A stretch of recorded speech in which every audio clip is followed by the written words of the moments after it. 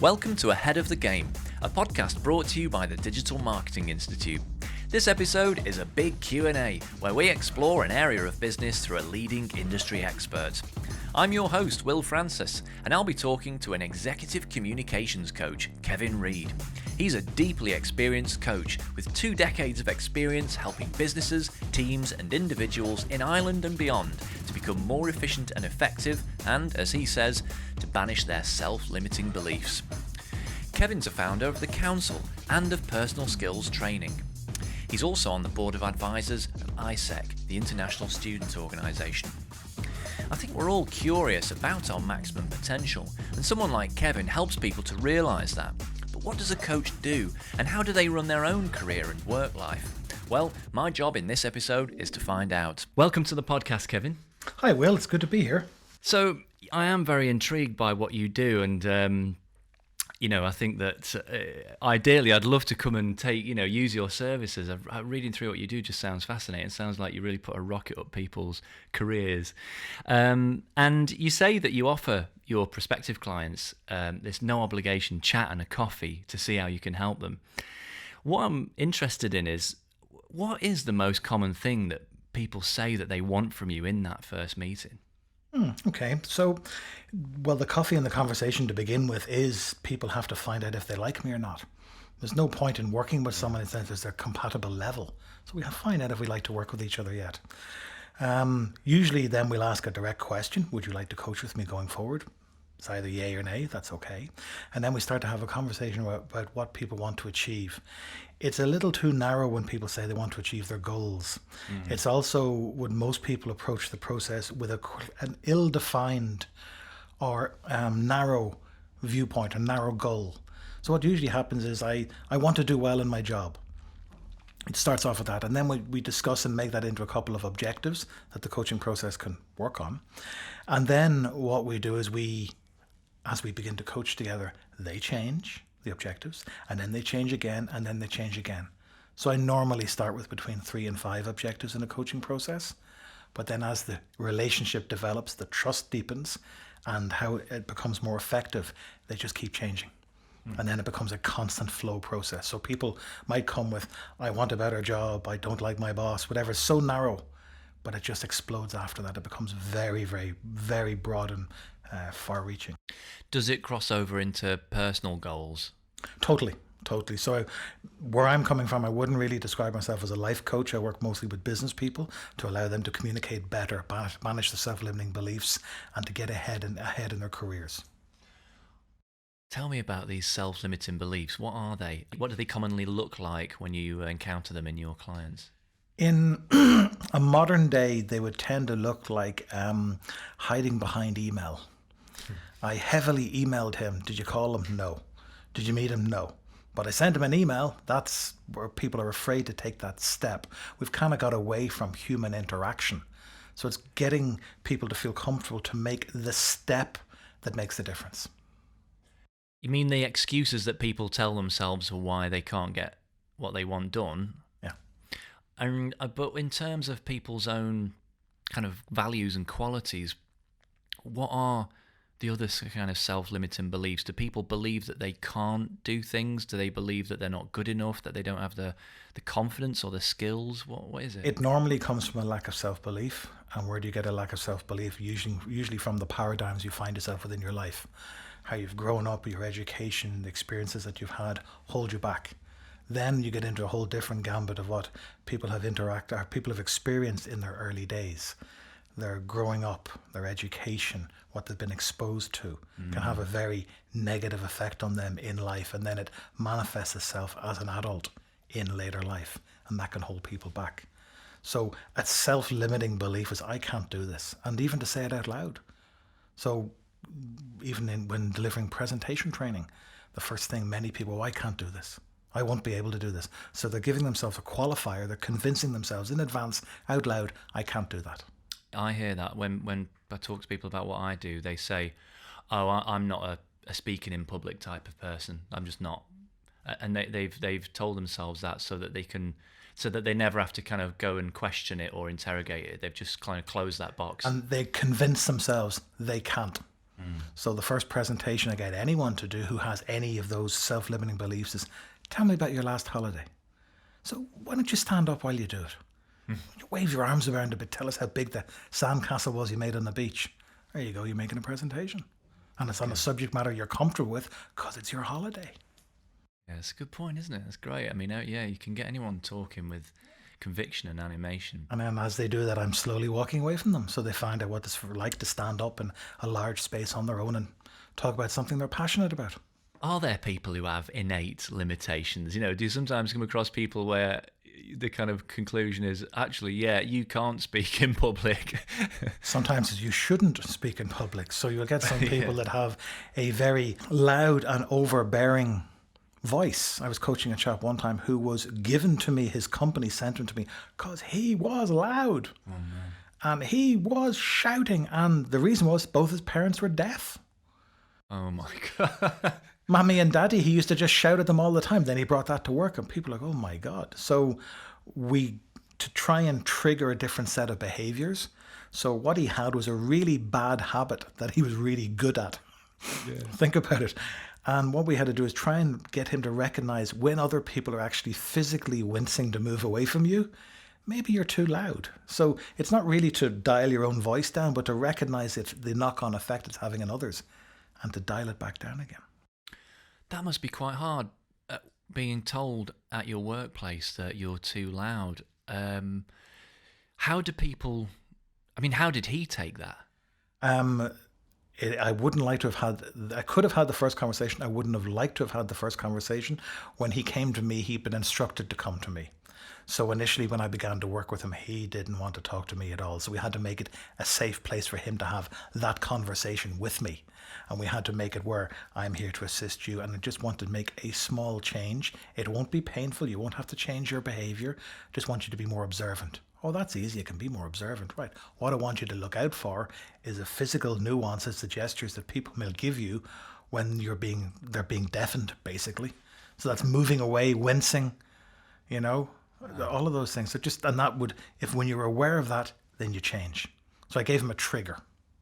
Wow. And that's not a side of what you do that I anticipated, that people kind of get sent to you, like to have an aspect of them realigned or improved or fixed. Reprogrammed is awful, but that's kind of what it is. And does that happen quite frequently? Yes, I was coaching a lady from Malta, from a large professional services company in Malta recently, and she smiled too much.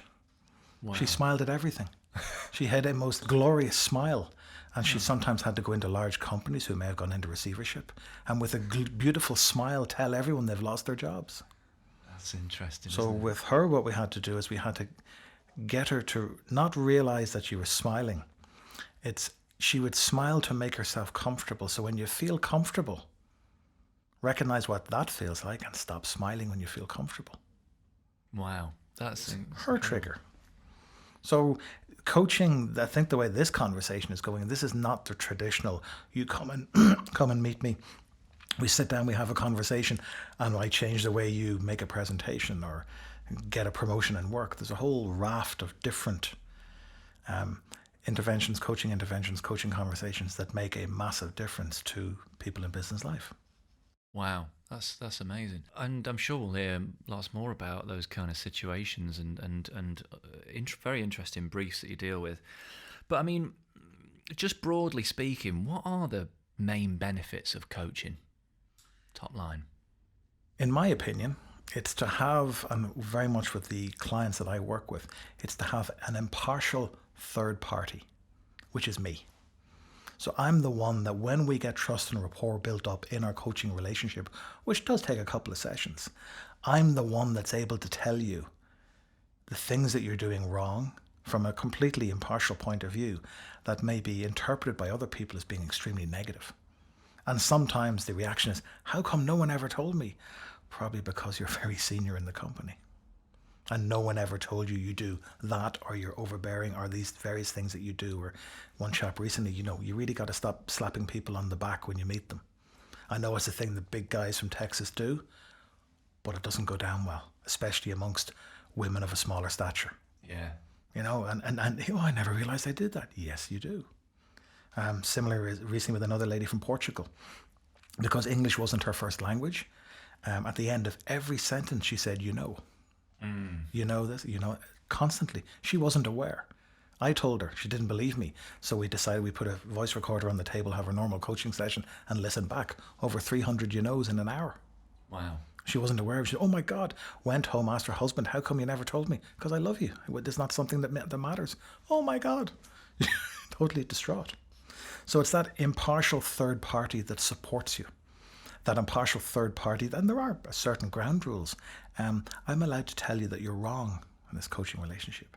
I'm allowed to give you my opinion. And when you and I decide upon a course of action, which in business could be to take a completely new direction or to sell the company or promote the company, something really, really big, I'm allowed to drive you towards that course of action. Another word for driving is I'm allowed to nag you. So you have agreed to what you want to happen. I'm allowed to push you a little bit in that direction. You give me nagging rights. And if you don't do it, then I get to say I'm disappointed. Oh, it's so painful. But sometimes very senior people need someone to push them along. Is there a problem where then senior people are held to account in certain ways, that no one does that in the way that businesses are structured? I would work with a lot of senior people who've gone up through the organization very quickly without picking up a lot of the skill sets that they really should have picked up, even something as basic as presenting. So I do a lot of presenting at conferences work with people who, oh my God, I'm speaking next week at a conference, and oh my God, the guest speaker is Bill Clinton, and oh my God, I have never, that sort of thing. They have the role, but not the skill set to go with it. So there could be even confidence in making a pitch on behalf of the company, on selling the company, on selling themselves as a board member. There's a whole raft of different things that they've got to a higher echelon within the organization, and have no one to say that they can't do it with. So that's where the coach comes in. And even touching on that, if I may, engaging with the coach is a very emotional decision. So we don't get a lot of testimonials, because a lot of people don't tell anyone. If you come in and anyone asks you who you are, say you're the IT guy, and that's in European companies. In American companies, it's tell everyone you're my coach because the company invested in me. No way. That's So interesting. and even on social media, we get a lot of business from people who look you up on LinkedIn. So a look on LinkedIn is a little dip in the ocean, and then you go back on LinkedIn and go, hi, how may I help you? How may I assist? Coffee and a conversation. Because it's that emotional step of engaging with a coach. People are still a little bit reluctant to step into that water. That's fascinating. I mean, it's interesting that you talk about that cultural difference between America and Europe. I mean, I've definitely witnessed that myself working for an American company in the past. Do we have a less healthy relationship with self-improvement in Europe, do you think? I think generally we have, culturally in American schools, they teach you presentation skills from a very early age.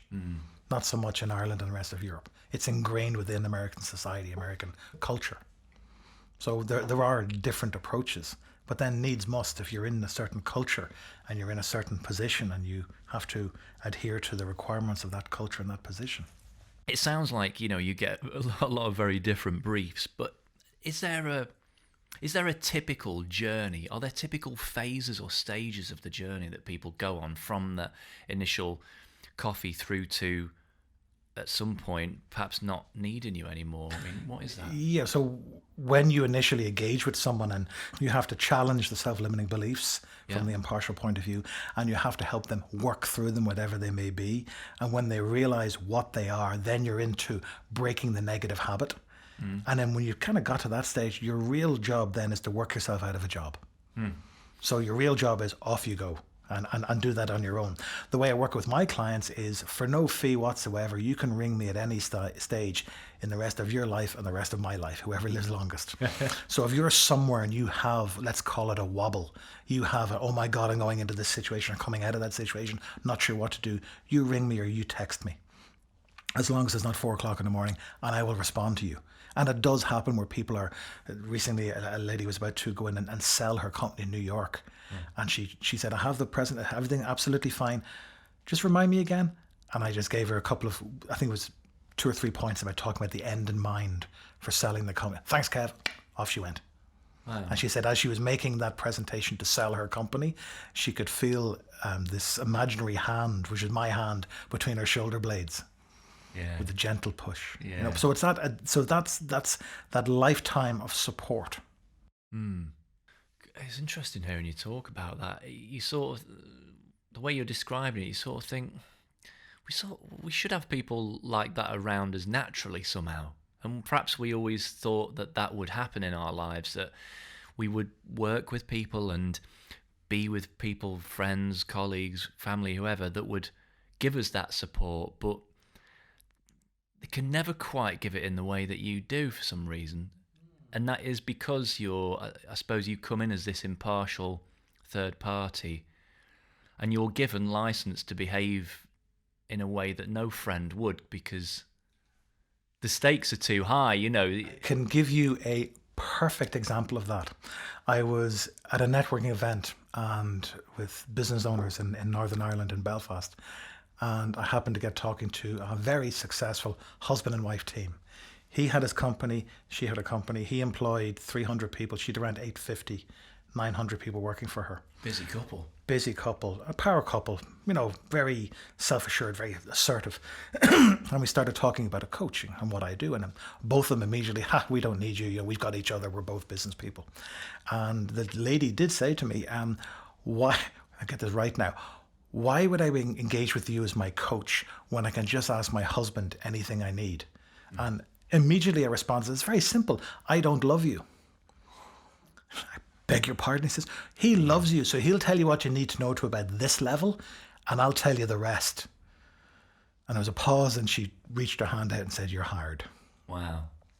Then and just to continue the story, when I began to coach the two of them, to coach her, then it became this cracks in the relationship.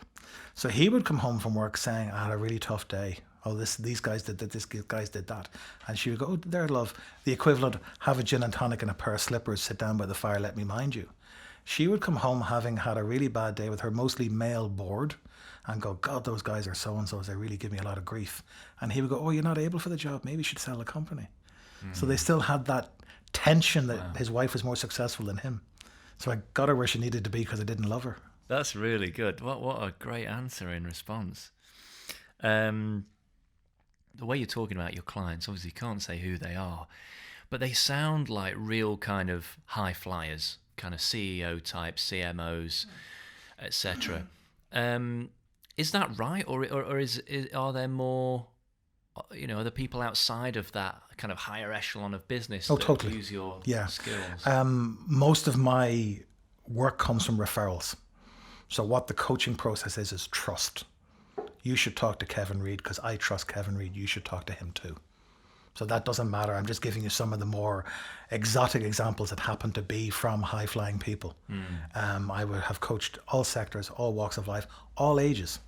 So I have coached young people with their parents present because they had some difficulties in maybe a little bit of bullying in school and things like that. And all the way up to a nun who was 94. Wow. Oh my God. Sorry, hang on a minute. We can stop there. A nun who was 94. Yeah. What life advice does a 94-year-old nun need? She had been in Africa for decades and had come back to retire. And she just needed to be, how to explain that, and I explain this properly. She needed to know how to live in Ireland of 2017, having been away for decades. Yeah. Right? And she was treated differently than when she was first a nun because the respect level for nuns had dropped. So I had to deal with that. And people were perhaps abusive on the street and things like that. So not very pleasant, but how to get back into society. So we had great fun going and buying mobile phones and going to McDonald's and things like that, you know. Wow, that's incredible, isn't it? And I assume someone at the beginning of their career and someone who is, you know, just starting out needs a coach just the same as anyone else, I suppose. Yes, I would do a lot of work in the professional services companies, the big four, and a lot of the people at the start of their careers are not assertive enough. what they have in their mind is, well, I'm just started in tax or audit. I'm very low. I'm way down the pecking order. I don't have a voice. I don't have an opinion, so therefore I won't. Now, if you don't have a voice and don't have an opinion, you'll go nowhere. The people that have the voice and have the opinion, and in many instances, doesn't matter if they're right or wrong, but they seem to try, they go faster further. Yeah. So too many people are, oh, I wouldn't be able to voice an opinion. Oh, absolutely not. Or even coming out after a meeting and standing on the street outside and doing a round the group discussion, decide who did what. Oh no, you couldn't possibly do that because I'm a junior, they're a senior. So they are deferring authority on people who, in some instances, have no right to authority. So if people only have authority, you give them authority. That's not being rude, but you only have, people have to earn authority with you. Yeah, and talking about that makes me think about this thing that a lot of businesses are grappling with at the moment, and it's managing millennials.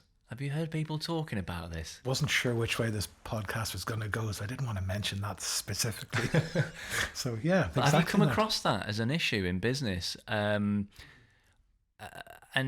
do people come to you with that problem that we've got these 20-somethings and they expect things that we just didn't expect when we were their age, and we don't know how to deal with it? Yeah, and I'm 50 years of age. I'm not belittling anyone of that age, but it's that there's a sense of expectation, which is one thing, and there's able to ask for all the things they don't have, which is one aspect, but not able to put themselves forward and put their knowledge and put their many, many years in college forward. I should be the person to do this job. But they can complain there's not enough types of peeled grape in the canteen. Yeah. I think people have been looking at too many Google employees on Instagram. I think that's what it is, right? Possibly, I mean, that's my only explanation for it. Do you have any insight into why there is this emerging generation gap in the workplace? Well, I'm not being ageist, but we had to earn your way up by hierarchy and by, it took time. Now it's very easy to start at very senior level at a very young age because education has improved and technology into education has improved. But the difficulty is the soft skills aren't there. So I have a number of clients who are quite young, so they're in internet entrepreneurs and they've reasonably sized companies, but I handle the people for them. Yeah. They can't handle the people. They can't do it, yeah. They can design the algorithm. Yeah. And they can sell whatever they sell, but they can't. I mean, I can sympathise with that. I would have been an awful manager at the age of 26, to be fair, And does that, you talk about kind of, some of the younger people that you come across. What do you actually do in your role AIESEC, the International Student Organisation? Do you help students in any way through that? It's the longest established international student body in the world. 1948 it started. And what they do is they place 5 people from 5 separate countries in a location all around the world for a year to learn management, leadership, and part of their role is to organise placements for other people around the world. So every year, June to June, 5 people come from various parts of the world and they're here for a year. So they're doing their various roles. What they're not getting, which I give them through my corporate social responsibilities, I give all of them free coaching for a year. Wow. Because someone will feel homesick, someone will fall in love, fall out of love, won't know how to go to the next stage. So I give them that support for the year. And it's very useful for me to polish my skills because what I'm getting to coach are men and women in their early 20s from 5 separate countries and 5 separate cultures. So I'm a winner, they're a winner. Plus, they usually all go on to fantastic jobs and they remember their Uncle Kevin. Exactly, yeah. Okay, so you sort of touched on this a little bit earlier, but how often do you hear people say, I don't need a coach? And other than that brilliantly pithy response you gave earlier, what sort of stuff do you say to them? It's usually people who go, look, I have a serious problem, but I'm really, really busy at the moment. So when I'm not busy, I'll come back to you. Right, so that's rubbish, right? I would imagine that's very common. Extremely common. There's never right times, number one. And what you're probably doing is a whole raft of really destructive behaviors that are causing you incredible tension and stress personally, at home and in your job. You give me an hour and I'll change 2 or 3 of those. And literally, when we have that, because we could have maybe a faster conversation because we're aiming at a couple of things, and you can see the weight coming off people. So I like to get people where they just say, look, just give me an hour. So let me just talk to you for an hour. And we had set a couple of ground rules about I'm allowed to say a couple of things to you, but allow me to do that. Another time it's very useful to talk to people is when they're about to go on holiday. I'll talk to you when I come back from my holidays. Talk to me now, because when you're sitting on a beach somewhere, you're going to run this around your subconscious. It's more powerful to talk to me now. Oh, okay. Yeah, absolutely. I'm not trying to get free coaching advice now, but I'm thinking about how I'd approach that. I think that, my problem and a lot of people's problem is I'm probably trying to do too much. I don't know if you come across that a lot. I'm probably trying to achieve too much and struggle to focus on just one thing. And I suppose that, do you find that that's very common? And do you find that you kind of have to tell people to just give up on certain things? And well, you can divide your ability into three things: what you should do, what you should not do, and what you should delegate to someone else. Because too many CEOs or too many senior people, or too many, actually anyone in any job, they're doing stuff they shouldn't do. They're doing stuff someone else should do. And the reason they're doing it is it's easy. And the stuff they should be doing is really kind of tough and kind of emotional, and I don't want to do it. It feels great to be busy. I know, but you're doing garbage, So that there's a company in New Zealand recently, a great fanfare, where they have a 4-day working week. They're a reinsurance company. People loved it. Yeah. And there's a great rule of thumb about if you started at 10 and finished at 4, what could you get done? To really work, because most people only work at about 70% of their capacity. It's astronauts because their life depends on it, are in the high 90s. Everyone else, So you're a very experienced coach, but I have to wonder, who coached you? I was given a great grounding in life when I worked in a post room, which then went on to become a print room, and that was in an organisation called the Irish Business and Employers Confederation, AIESEC. And the chap who guided me at the time was a guy called Pat Delaney, and he gave me a great grounding in life and great positioning in life and great understanding of how you work, how hard to work, where to position yourself. I'm still in contact with Pat 30 odd years later, and he then guided me into doing information science, and then from there into training and development. So there's that one catalyst person, and I think we all have one of those people in our lives. We do, and I think, maybe I'm just overambitious, but I always wish there'd been more of those people, like at school and at key kind of points in my early career. I wish people had kind of pushed me into, pushed me on a bit. Well, I think with respect, that was then, this is now. There's more access to people in my particular field now than there would have been before. You can find us more easily. We were always there, but you couldn't find us before. Because, a lot of people would have, I have a coach, I'm investing in myself, or the company's investing in me, or I have a coach, oh, are you in trouble? So there's still that sort of hang up around getting help. Like it's therapy or... Yeah. Which is a huge stigma around as well. Totally. And when did you realise that you wanted to be a coach, and what was it? What was it that kind of made you want to spend the rest of your career doing this? I worked out one day that I'm extremely visual. So I see a coach myself, and I see a coach myself once a month just to keep my head and direction where I need it to be. And was seeing a coach myself, and helped me to realise I'm extremely visual. And I can tell stories to people and guide people along in a certain way. Added on to that, I am extremely, a great doggedness and tenacity of getting stuff done. There's always a way. We'll have a think about it. There's always a way.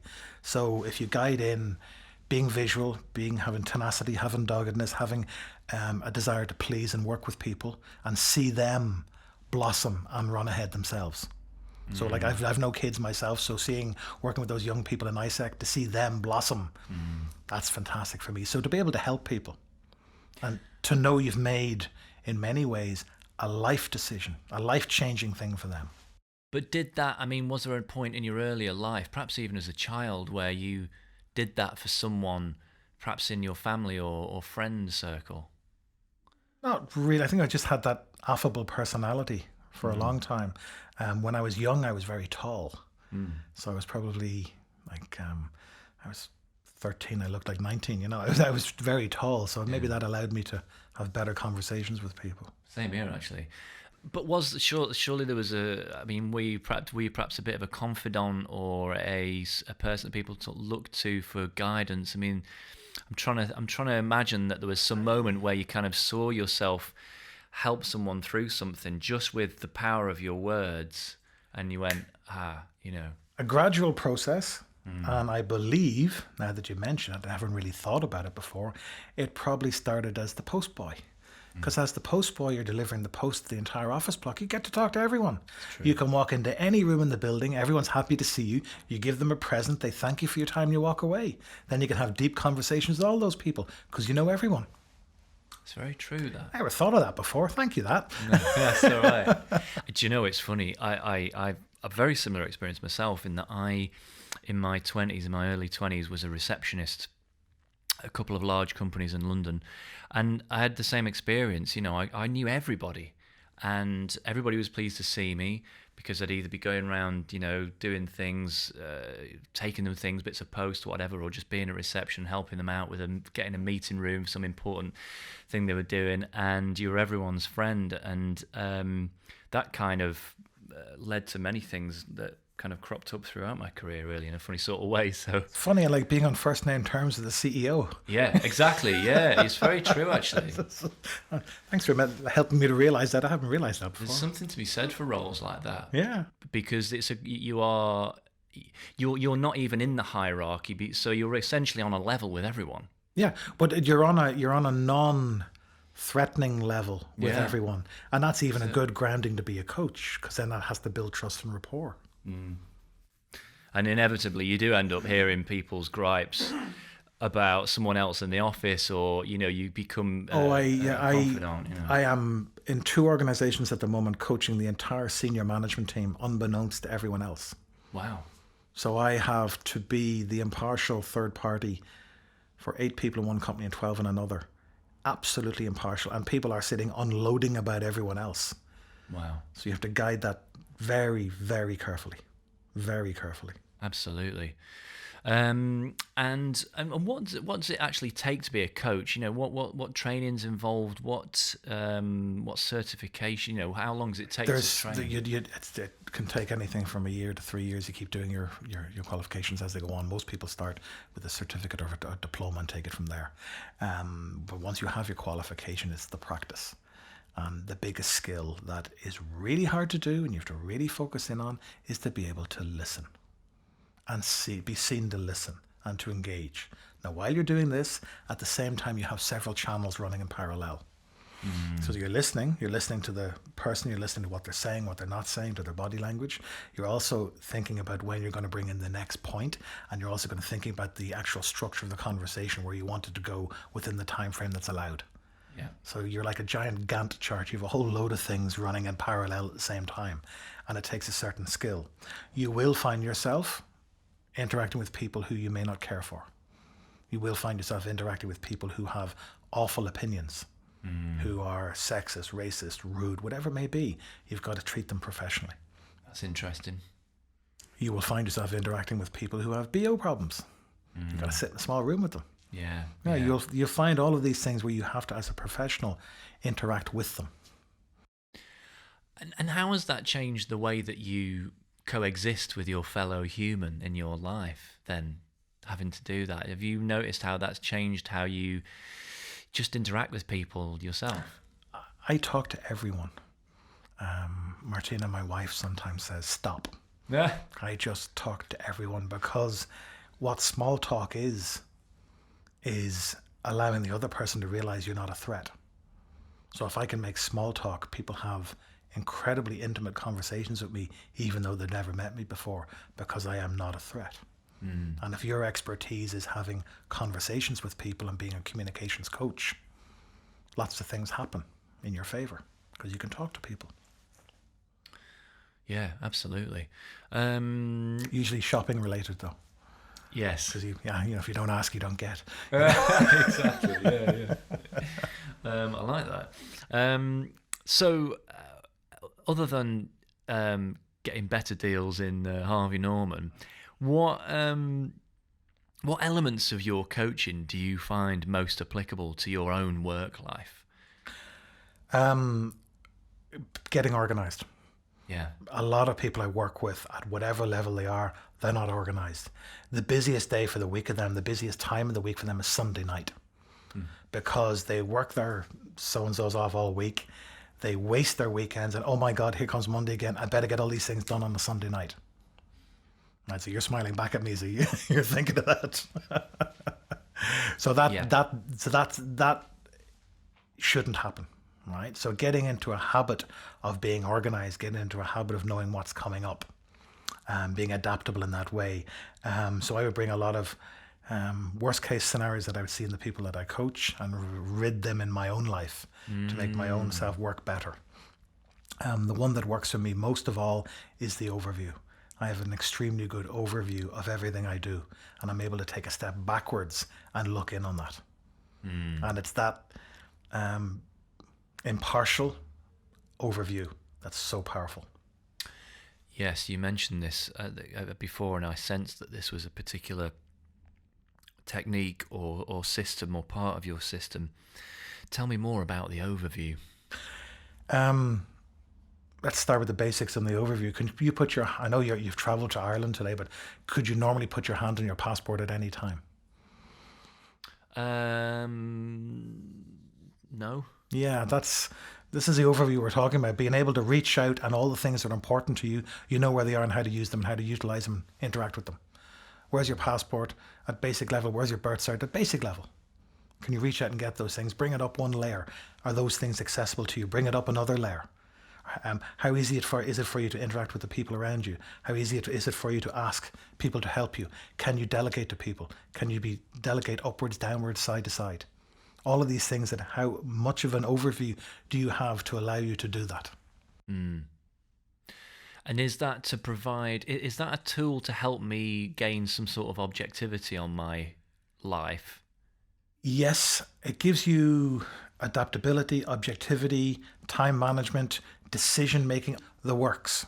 I know we're going to have a conversation around adaptability, but how it works for me is a paper-based model that I will take photographs and have it on my phone, but a paper-based model that where I allow when I fill it in by hand, it gets into my subconscious, which takes a little bit longer to fill out, but it's deeper. And then I also have floor to ceiling whiteboards in the office. So the entire office is a whiteboard. So I can put my thoughts on that. It's not an app, it's instantaneous. Yeah. So I can lay it down and I can look at it, and everyone who works with me can see it as well. Yes, you're highly accountable for it. Yeah. You know. So what I have then is I have a coaching company, a training company. I'm in a number of collaborations around the world as well. But it's be able to look at all of that as an overview and then to decide, today I'm going to work on that, and today I'm not even going to think about that other thing. It's not important. It's very disciplined of you. But you have to be, because you can't do it otherwise. And what I work for is I work for time. So I work for time to allow me to do all of these things. So you have to be disciplined. Yes, you do. As you've gone on your journey, have you had to overcome your own self-limiting beliefs? Yeah. You and I are both tall men. Yes. Yeah. Being tall and being young, not good.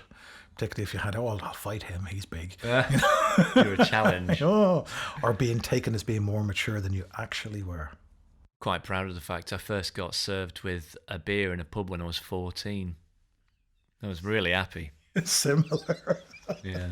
But it's overcoming that. And then it's, with Eleanor Roosevelt, the president, or Roosevelt, the only person that can put you down is yourself.